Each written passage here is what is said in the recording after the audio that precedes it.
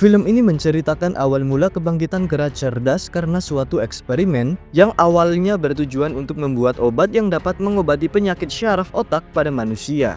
Namun, sebuah kasus tak terduga terjadi ketika kera mulai mengembangkan kecerdasannya.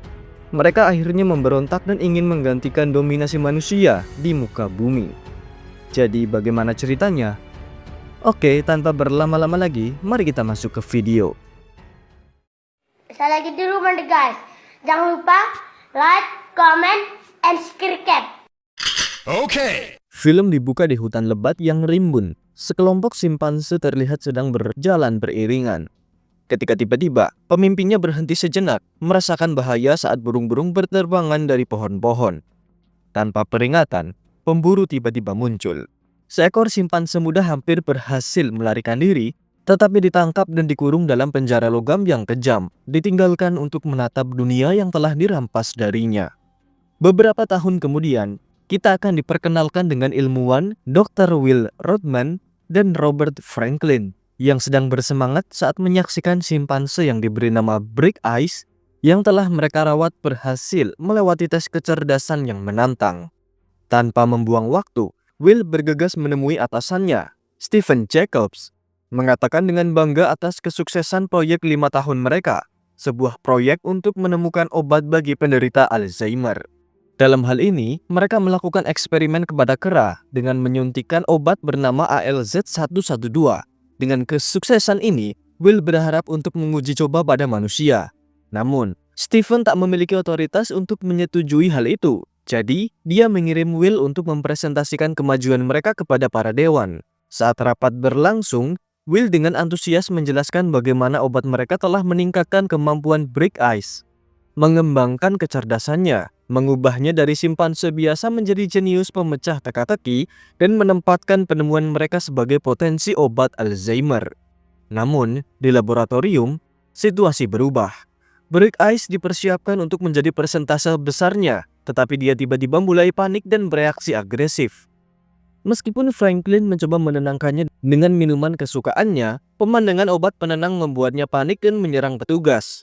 Sementara itu, Will meyakinkan dewan bahwa ini tak ada efek samping dari obat 112, kecuali perubahan pada pupil mata Brick Eyes, di mana muncul bintik-bintik hijau.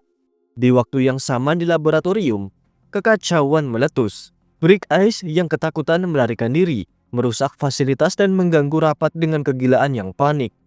Hingga akhirnya dia tewas di tangan keamanan.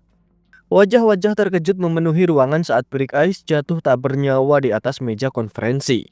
Setelah insiden itu, Stephen memerintahkan penghentian secara penuh semua eksperimen 112. Will memohon kepada Stephen untuk memberikan kesempatan lagi, tetapi Stephen tetap teguh dan segera meninggalkan lokasi tersebut.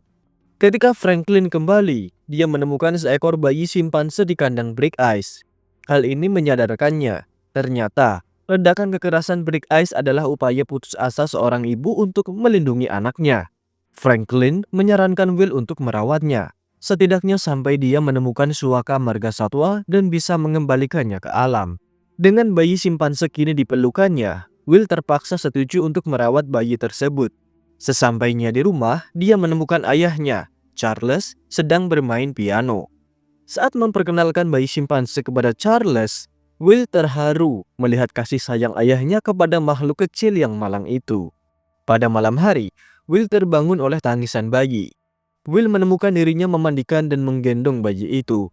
Pikirannya dipenuhi keraguan tentang penelitiannya.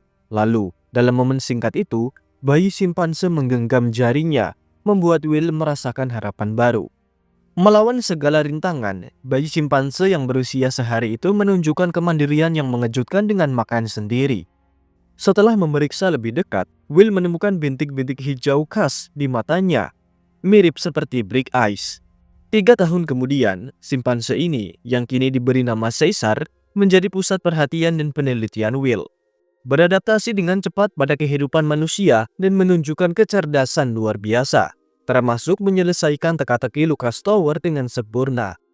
Caesar menikmati kebebasan ruangannya di loteng. Kemudian, dia dengan penasaran mengamati dunia di luar jendela.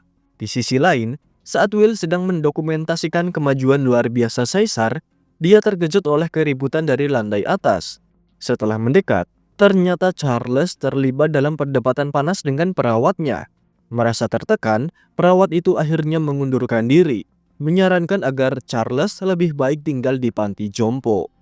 Tak mau membiarkan ayahnya terlantar, saat Will berada di laboratorium, dia mencuri beberapa botol ALZ-112 yang dilarang dari labnya dan memberikan dosis kepada Charles di bawah pengawasan Caesar.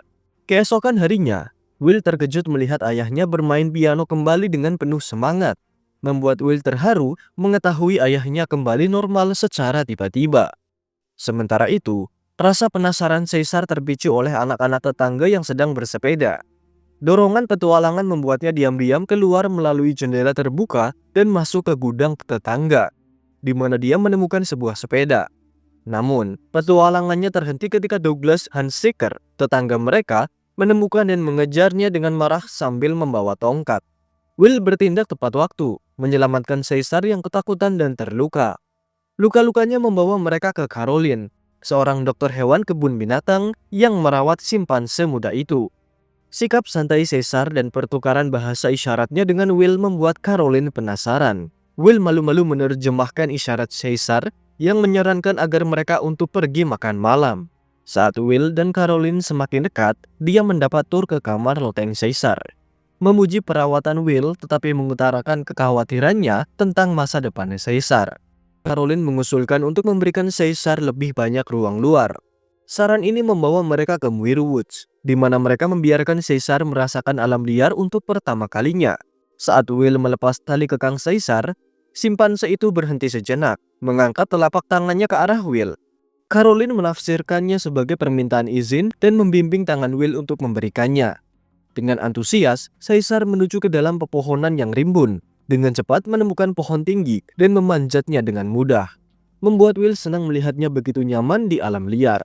5 tahun kemudian, Caesar mulai menghargai petualangannya di Muir Woods. Caesar terbiasa memanjat pohon-pohon tertinggi di mana dia menikmati pemandangan langit San Francisco. Sementara itu, Will dan Caroline menghabiskan waktu bersama. Meski Caesar merasa sedikit cemburu karena harus berbagi perhatian Will, dengan bercanda dia mengganggu mereka. Berpura-pura itu semua hanya bersenang-senang. Suatu hari saat pulang, Caesar menghadapi anjing yang menggonggong. Ia membungkamnya dengan suara teriakan yang mengintimidasi.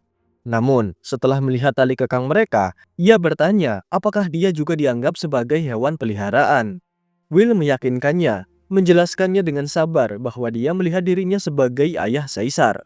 Keraguan Caesar membuat Will membawanya ke Genesis, di mana dia mengungkapkan kisah tragis ibu Caesar dan bagaimana dia berakhir di bawah perawatan Will.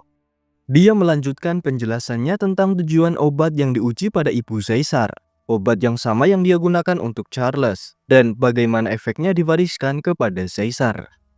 Di rumah, Will bercerita kepada Caroline tentang motifnya menyelamatkan Caesar, tanpa menyadari bahwa Caesar akan mewarisi kemampuan luar biasa. Dia menjelaskan bahwa obat yang dia ciptakan dimaksudkan untuk memperbaiki sel-sel otak yang rusak, tetapi dalam kasus Caesar, obat itu memicu perkembangan otak yang luar biasa. Caroline, bagaimanapun, mempertanyakan di mana Caesar bisa masuk dalam skema besar ini. Sementara itu, Caesar mendengarkan dari loteng, terganggu oleh pengungkapan Will tentang asal-usulnya. Keesokan harinya, Caesar menolak sarapannya. Beban pengetahuan barunya masih membayanginya. Saat Charles kesulitan menggunakan alat makannya karena Alzheimer yang semakin parah, Caesar membantunya. Tetapi tatapan bersama antara dia dan Will mengungkapkan kekhawatiran mereka. Saat Will menguji darah Charles, dia menemukan bahwa tubuhnya telah mengembangkan antibodi terhadap obat tersebut. Sementara itu, Charles yang bingung berjalan keluar dan masuk ke mobil Hunziker, menabrakkan mobil itu ke kendaraan lain yang sedang parkir. Kemarahan Hunziker meledak pada Charles yang bingung, dan dari jendela lotengnya, Caesar mengamati ketegangan mereka yang semakin memuncak. Merasa Hunziker mencoba menyakiti Charles, Caesar berlari keluar dan melompat ke arah Hunziker, melampiaskan amarahnya pada pria yang berteriak kepada kakeknya, menggigit jarinya dengan ganas. Baru ketika Charles berteriak agar dia berhenti, Caesar kembali ke kenyataan. Diliputi penyesalan, Caesar mundur ke pelukan Charles sementara penonton tercengang ketakutan. Setelah insiden ini, Caesar dipindahkan ke Suaka Primata yang dikelola oleh John Landon dan putranya, Dodge, dan seorang pengasuh lain bernama Rodney. Meskipun Will ragu tentang kurangnya sosialisasi Caesar dengan sesama primata, Landon yakin Caesar akan beradaptasi dengan baik. Awalnya, Caesar tampak senang dengan lingkungan baru yang luas, tetapi kegembiraannya berubah menjadi kesedihan saat menyadari dia ditinggalkan. Meskipun Caesar memohon untuk pulang, Will hanya bisa memberikan kata-kata penghiburan dan berjanji untuk segera kembali. Mereka pergi meninggalkan Caesar yang patah hati. Setelah Will dan Caroline pergi, Dodge membawa Caesar ke dalam kandang di mana dia bertemu dengan primata lain. Kesedihan mereka bergema di ruangan itu. Di rumah, Will berusaha memohon pembebasan Caesar tetapi menghadapi hambatan birokrasi. Kesal, dia berdebat dengan petugas yang tak responsif, yang balik menegurnya untuk bersyukur bahwa Caesar tak dieutanasia. Di rumah, kondisi Charles semakin memburuk. Dia jatuh ke dalam periode kebingungan dan kesedihan, merindukan Caesar. Setelah tes, Will mengkonfirmasi kekhawatirannya yang terburuk. Efek obat telah hilang, dan penyakit Alzheimer Charles semakin parah dengan cepat, apalagi setelah tubuhnya mengembangkan antibodi untuk obat 112. Dihadapkan pada kemungkinan kehilangan Caesar dan ayahnya, Will terdorong untuk menyempurnakan virus tersebut. Kemudian, dalam upaya terakhirnya, dia berusaha meyakinkan Stephen untuk melanjutkan penelitiannya. Will mengaku telah memberikan obat tersebut kepada ayahnya yang menunjukkan perubahan yang signifikan. Tak hanya sembuh, namun menjadi lebih baik. Namun sayangnya, tubuh lebih dulu mengembangkan antibodi. Oleh karena itu, dia ingin menyempurnakan obat itu agar hasilnya sesuai dengan harapan mereka. Dia yakin dengan peluang keberhasilan ini. Melihat peluang yang menguntungkan, Stephen memberikan lampu hijau dan mengizinkan Will mengembangkan ALZ-113 versi gas dari obat virus sebelumnya.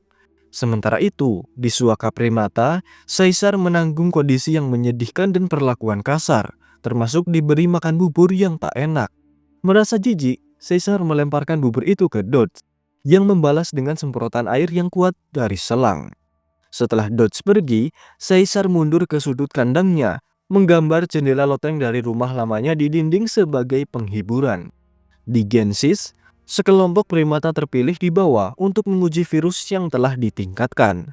Dari semua simpanse yang ada, Will memilih Koba, seekor simpanse yang dilatih untuk meminta makanan, untuk uji coba pertama mereka. Namun, segalanya berantakan saat Koba yang ketakutan secara tak sengaja melepas masker Franklin, sehingga Franklin terpapar langsung oleh gas ALZ-113. Sementara itu, Caesar dilepaskan di area Suaka bersama, di mana Caesar bertemu untuk pertama kalinya dengan simpanse alpha bernama Rocket, yang menegaskan dominasi dengan merobek kemeja Caesar dan menjatuhkannya ke tanah. Caesar melarikan diri, memanjat pohon, tetapi Rocket mengejarnya dan perkelahian berakhir dengan Caesar yang terjatuh. Sebelum Rocket bisa menyerang lagi, Dodge menenangkan keduanya dengan obat bius. Di Genesis, Stephen terkesima melihat Koba menulis namanya. Dia akhirnya meyakini bahwa virus itu bekerja dengan maksimal dan eksperimen kemungkinan besar akan berhasil. Sementara itu di Suaka, Caesar berkenalan dengan orang utan bernama Maurice yang bisa berkomunikasi dengannya menggunakan bahasa isyarat. Maurice mengungkapkan latar belakangnya sebagai pemain sirkus dan memperingatkan Caesar untuk berhati-hati karena manusia waspada terhadap kerayam cerdas. Ketika Will dan Caroline mengunjungi Caesar, Caesar mengekspresikan rasa sakitnya melalui bahasa isyarat. Marah, Will menantang Dodge, tetapi Landon campur tangan untuk mencegah situasi memburuk. Bertekad untuk mengeluarkan Caesar dari lingkungan yang abusif, Will mencoba mengambilnya kembali, tetapi Landon mengingatkannya bahwa dia memerlukan perintah pengadilan. Meskipun Caesar memohon untuk pulang, Will hanya bisa berjanji untuk membebaskannya secepat mungkin, meninggalkan Caesar sekali lagi.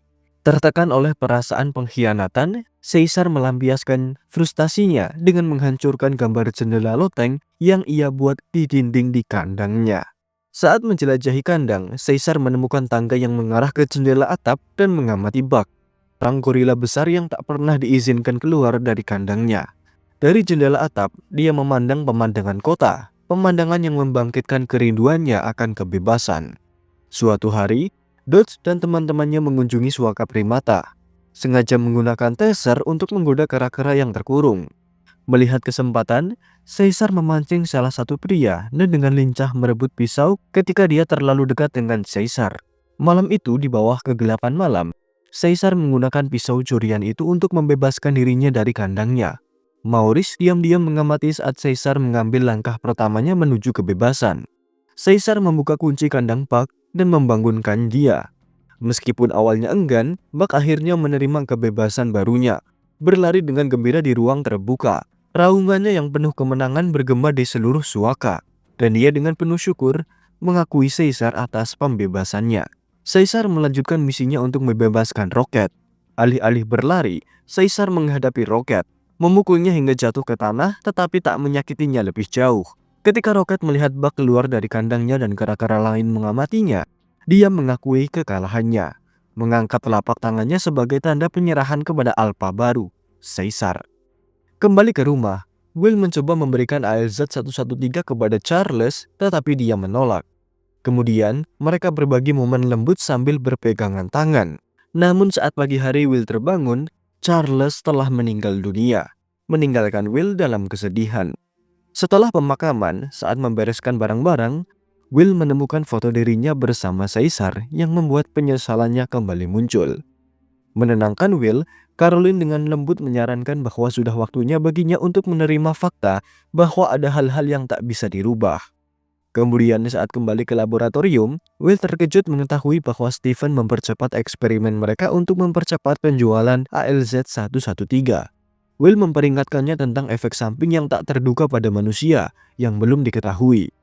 Stephen membalas bahwa Will sendiri memberikan obat eksperimental kepada ayahnya, poin yang membuat Will terdiam. Melihat jalan yang ditempuh Stephen dan resiko bagi karirnya, Will memutuskan untuk mengundurkan diri.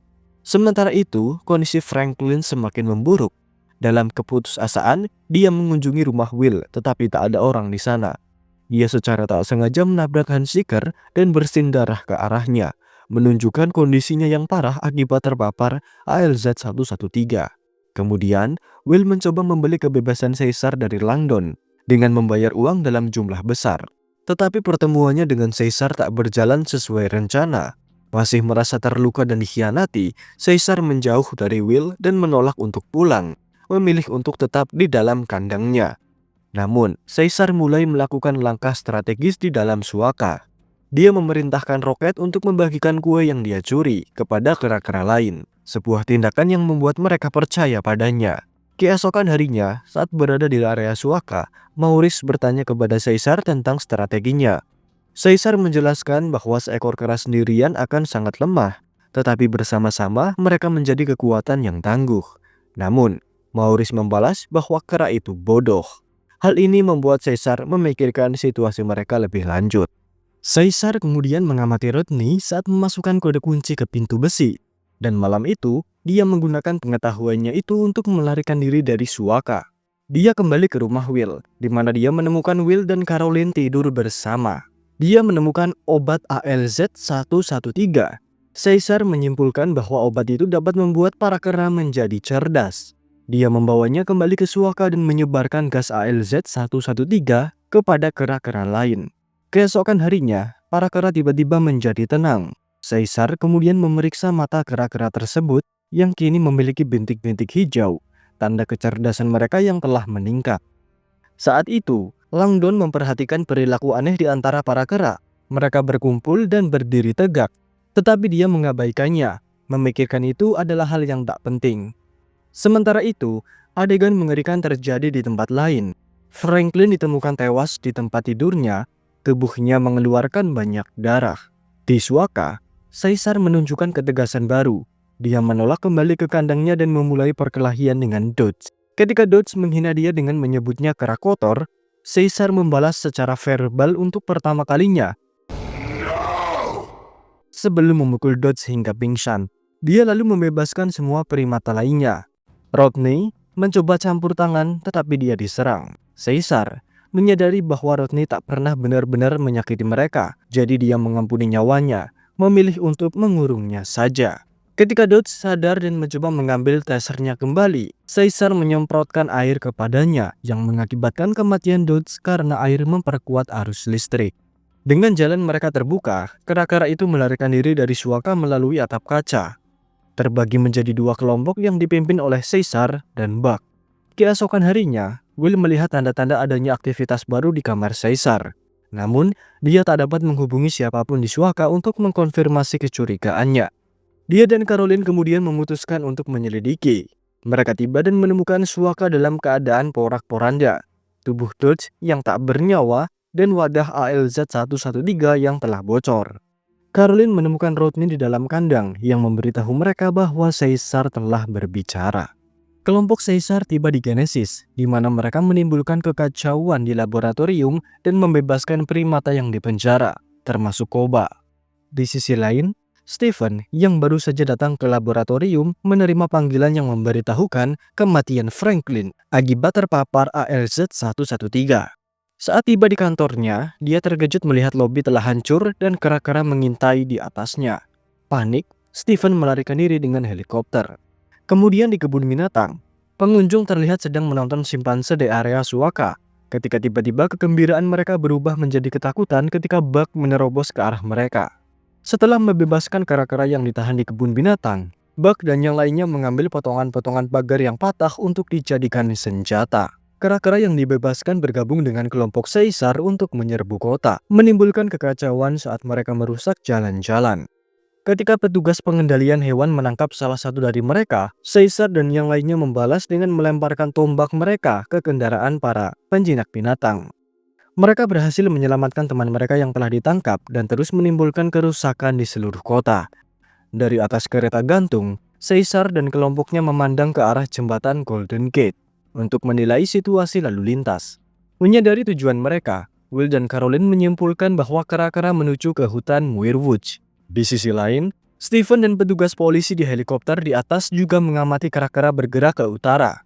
Di ujung jembatan, petugas polisi bersiap menghadapi kera-kera dengan senjata berpeluru tajam dan mereka akan melakukan pembantaian bila diperlukan. Caesar, di sisi lain, sangat cerdas dan menghentikan kelompoknya. Dia mengarahkan beberapa kera untuk melewati jembatan dari sisi atas, sementara yang lain dari bawahnya. Sementara itu, Caroline berhasil mengalihkan perhatian polisi, memungkinkan Will untuk menyelinap melewati mereka, mencoba mencari keberadaan Caesar. Namun tak lama kemudian, pertempuran antara kera dan polisi akhirnya pecah ketika polisi mengerahkan pasukan berkudanya. Caesar dan Buck bertarung langsung dengan petugas polisi dan mereka berhasil melewati pasukan berkuda. Kemudian, ketika salah satu kera tertembak oleh polisi di helikopter, Maurice sangat marah. Dalam kabut tebal, polisi yang menjaga ujung jembatan kesulitan menemukan kera-kera. Memanfaatkan keuntungan ini, para kera menggunakan bus sebagai perlindungan sembari melangkah maju. Secara bersamaan, kera-kera di bagian atas dan bawah jembatan melancarkan serangan kejutan, membuat kepolisian akhirnya mundur. Setelah itu, Will berhasil menemukan Caesar. Keduanya bertukar pandang singkat sebelum helikopter muncul dan menembaki para kera. Dalam upaya putus asa untuk melindungi Caesar, Buck melompat ke helikopter, mengorbankan dirinya untuk menjatuhkan helikopter. Setelah jatuh, Caesar lalu menarik Buck yang terluka parah dari puing-puing. Saat Buck meninggal sambil memegang tangan Caesar, Stephen berteriak meminta bantuan di sisi lain. Caesar hanya menatapnya dengan tajam sebelum meninggalkan tempat itu, melanjutkan misinya. Muncul dari kabut, Koba menghadapi Stephen. Dengan geraman ganas dan gigi terkatup, Koba dengan paksa menendang puing-puing helikopter dari jembatan. Stephen terjatuh ke jurang di bawah, berteriak saat raganya meninggalkan jembatan. Sementara itu, Will mengendarai mobil polisi, mengikuti kera-kera saat mereka menuju ke Muirwoods. Sesampainya di sana, dia memanggil Caesar, hanya untuk diserang oleh Koba. Caesar datang tepat pada waktunya, mengusir Koba dengan perintah yang tegas. Will meminta maaf kepada Caesar dan berjanji akan melindunginya jika dia bersedia kembali ke rumah. Sebagai respon, Caesar berbicara dengan berat hati dan dengan lembut menarik Will mendekat untuk berkata, "Pinjam dulu 100." Salah. Maksudnya. Kejutan mendengar Caesar berbicara membuat Will terdiam sejenak, tetapi dia menerima kenyataan situasi tersebut. Kembali ke kumpulan kera lainnya, Caesar berdiri tegak dan bangga. Yang lain memandangnya dengan hormat dan kagum, mengakui dia sebagai pemimpin mereka. Dengan restu diam-diam Will, Caesar naik ke puncak pohon, melemparkan pandangan terakhirnya ke langit San Francisco. Di sisi lain, Hans Seeker, tetangga yang agresif, tiba di bandara untuk penerbangan. Dia tiba-tiba mengalami pendarahan hidung dan dengan santai menghusap hidungnya. Tanpa disadari, dia melanjutkan perjalanan ke penerbangannya, membawa dan berpotensi menyebarkan virus mematikan itu lebih jauh. Film pun bersambung. Kesimpulan dari film ini tak hanya menyuguhkan aksi dan efek visual, tapi juga menyampaikan kritik sosial dan etika yang kuat tentang eksperimen ilmiah, hak makhluk hidup, dan makna kebebasan. Beberapa pesan moral yang dapat kita ambil dari film ini adalah: ilmu pengetahuan tanpa etika bisa berbahaya. Film ini menunjukkan bagaimana eksperimen ilmiah yang dilakukan tanpa mempertimbangkan dampak jangka panjang bisa menyebabkan bencana. Niat baik Will untuk menyembuhkan Alzheimer justru memicu krisis global. Kesombongan manusia bisa menjadi kehancurannya sendiri. Manusia dalam film ini menganggap diri mereka superior, namun keangkuhan itulah yang membuka jalan bagi munculnya ras yang lebih cerdas, para kera. Yang terakhir adalah kasih sayang dan ikatan keluarga yang bersifat universal. Hubungan antara Will dan Caesar menunjukkan bahwa ikatan emosional bisa melampaui batas spesies. Caesar tumbuh dengan kasih sayang manusia, dan inilah yang membentuk kepribadiannya. Oke, sekian video kali ini. Terima kasih sudah menonton. Like jika suka dengan videonya, dislike aja kalau nggak suka, dan sampai jumpa di rekap film selanjutnya. Bye-bye.